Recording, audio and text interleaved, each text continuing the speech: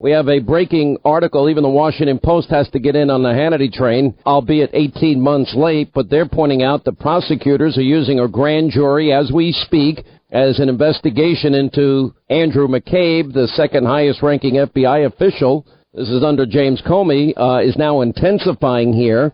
And apparently a grand jury's been summoned, and they've summoned witnesses, and the case is ongoing. And obviously, I think the issue of who signed FISA warrants that were never corroborated or verified, and glaring omissions that dealt with politics were in each of the 4 FISA warrants. Interesting that Rod Rosenstein says, oh, you need a career law enforcement. You know, to the best of his knowledge, this has to be true. Well, the problem is the dossier was never true. Even Steele himself wouldn't stand by his own dossier. And we've got the mystery that is unfolding, which is, okay, leading from Hillary Clinton right into the office of Special Counsel Robert Mueller. And it goes this way. It's Hillary and the DNC funneling money through a law firm. The law firm then transferring the money over to Fusion GPS, an op research firm.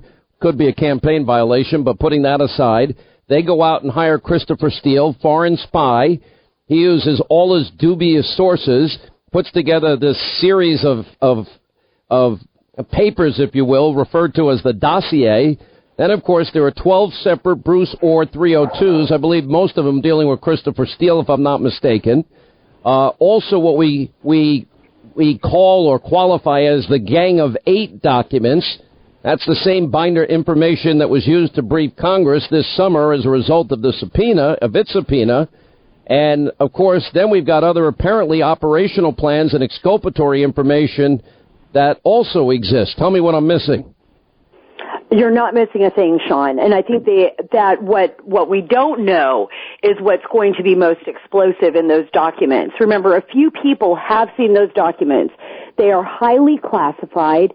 They are not allowed to speak about it. But what we do know, what I know as a journalist snooping around in Washington here with everything going on, is that these documents will be vital, that there will be information in them beyond what we already know that will be explosive and shocking, and that there was a fraud perpetrated on the court, on the highly secretive court, that David Schoen knows so much about, and he can talk on the legal side of that, but that there was a fraud perpetrated on the court, and that they withheld evidence from the court, exculpatory evidence. We've heard Devin Nunes say this to you on his show, the chairman, and we know his committee has been fighting this tooth and nail. And now we look at Rosenstein's memo, right? The FISA, the Rosenstein FISA. That was the last FISA renewal on Carter Page. And here we have, the Deputy Attorney General signing off on a FISA warrant on an American citizen.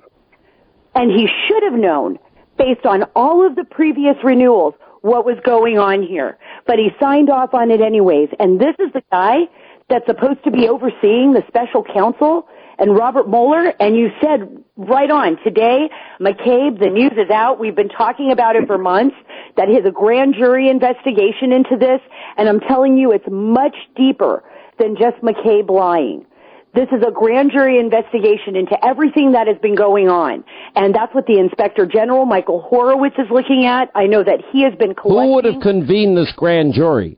Well, we can definitely look at Prosecutor Huber for this, John Huber and others. Remember, Jeff Sessions said, the Attorney General said, that they would be looking into this. And this is what Michael Horowitz made this criminal referral to the Department of Justice. We know there's a lot of other cases that they said they would be bringing forth to the DOJ. I mean, there's been a lot of criminal referrals. I remember when Congressman DeSantis had made a number of referrals to the Department of Justice. But this is the first time that we see that there's a grand jury, that they are investigating, and McCabe is a central player in all of this, and so is Andrew Weissman, who is on Robert Mueller's special counsel, who was in communication with Bruce Orr consistently through 2016 before he ever joined the special counsel.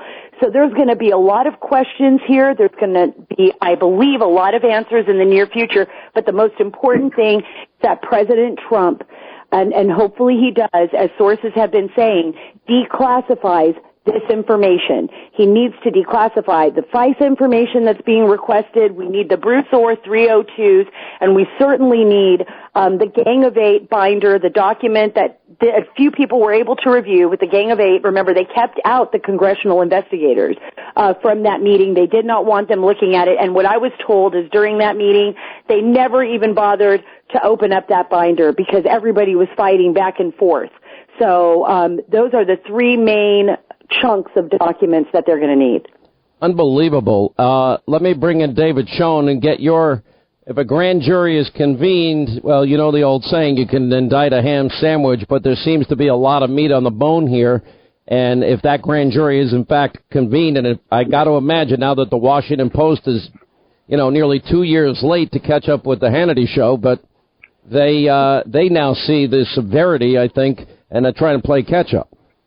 Right. You can indict a ham sandwich, but you have to want to. There's been a referral now from the IG and then through Mr. Sessions to two different U.S. attorneys from two different districts, plus the U.S. attorney in the District of Columbia. We've asked the question on the show, what's happening with those referrals? Why haven't we seen any action in them? So now we are. Sarah Carter's report on all of these subjects, but especially on this declassification issue, is fascinating and vitally important. Let me say this.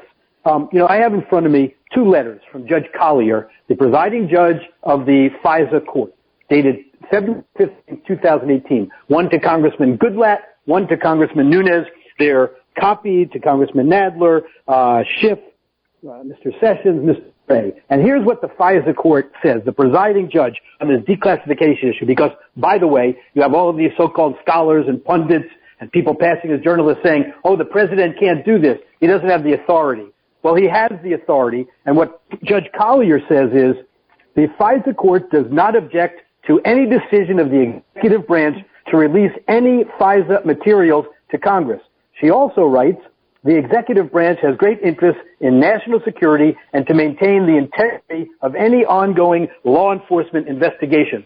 Therefore, the Justice Department has the right to release the documents, but the authority rests in the executive. This is what Article 2 is about.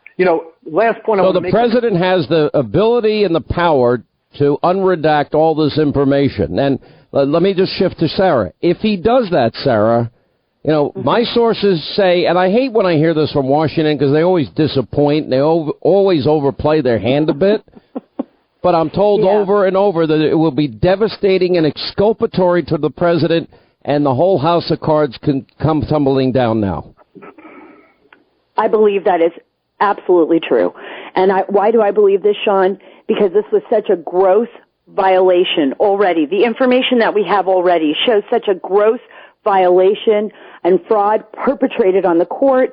It's a gross violation of our constitutional rights. I mean, this was spying on an American, not just an American.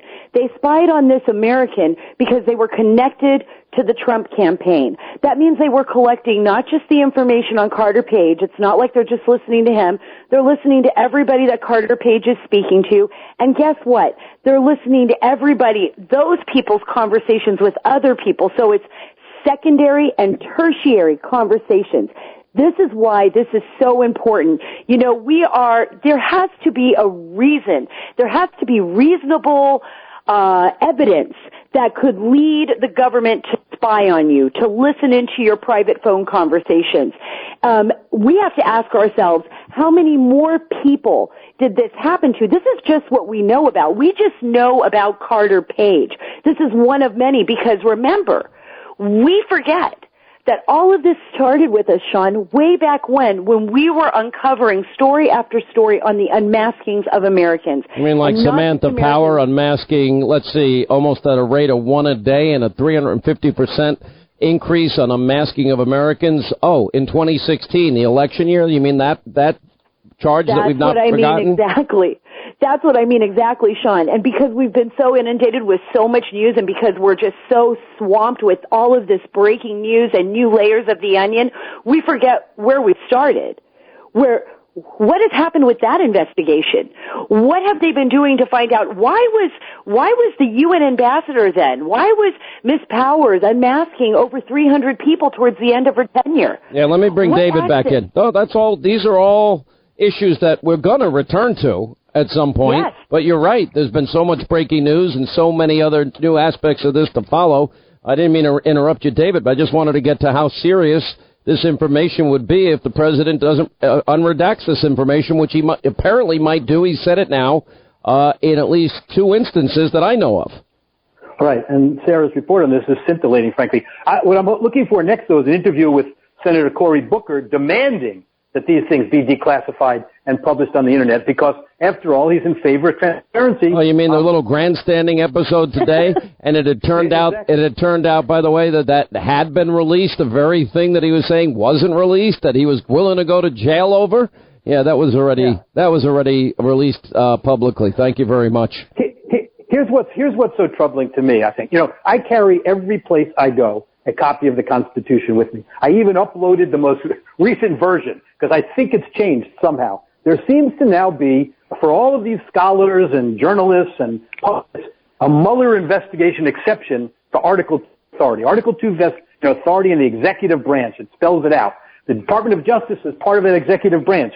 All of a sudden, since the Mueller investigation has been going on, it seems that the executive doesn't have the authority anymore to determine who's going to be the head of the Justice Department.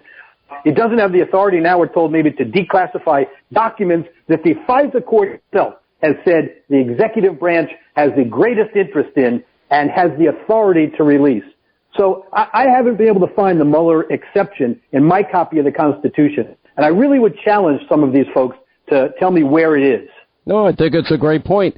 All right, quick break. We'll come back more with Sara Carter and David Schoen on the other side.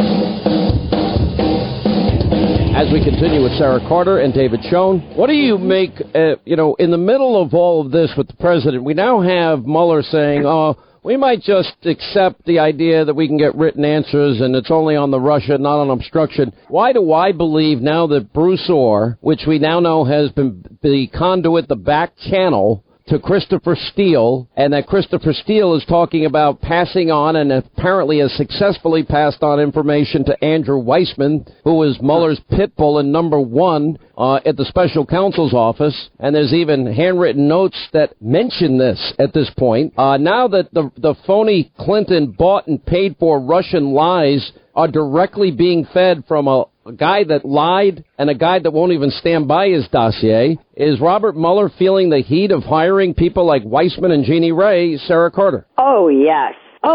He's feeling the heat, and he's worried about his legacy. And look, he's got a couple of chinks in his belt, but they're not really that worthy. They have nothing to do with Russian collusion or Russian involvement with the Trump campaign. So you think he wants to end this? Oh, I think he wants to wrap. If he's a smart man, he wants to wrap this up quickly. He knows he's not going to find. Well, is he going to write a roadmap to impeachment for Democrats for if they win the House in 61 days? I don't know if he'll be able to do that. Remember, because it's going to be challenged in the courts whether or not, there's certain things that may prohibit him from doing that. But I think what's happened here is that he's seeing the forest through the trees now, and we've got all of this information coming out on Bruce Orr. And how can he even go after the president on obstruction when Rod Rosenstein himself, who's the deputy AG, was the one that wrote the letter originally asking the president to fire Comey? I got to run only because I'm out of time. We'll have a lot more, and John Solomon has more on the Steele and special counsel Mueller office connection that is going to blow this wide open. But if the president does, in fact, unredact all this information, it's going to be a game changer. There's no doubt about it. Sara, thank you. David Schoen, thank you.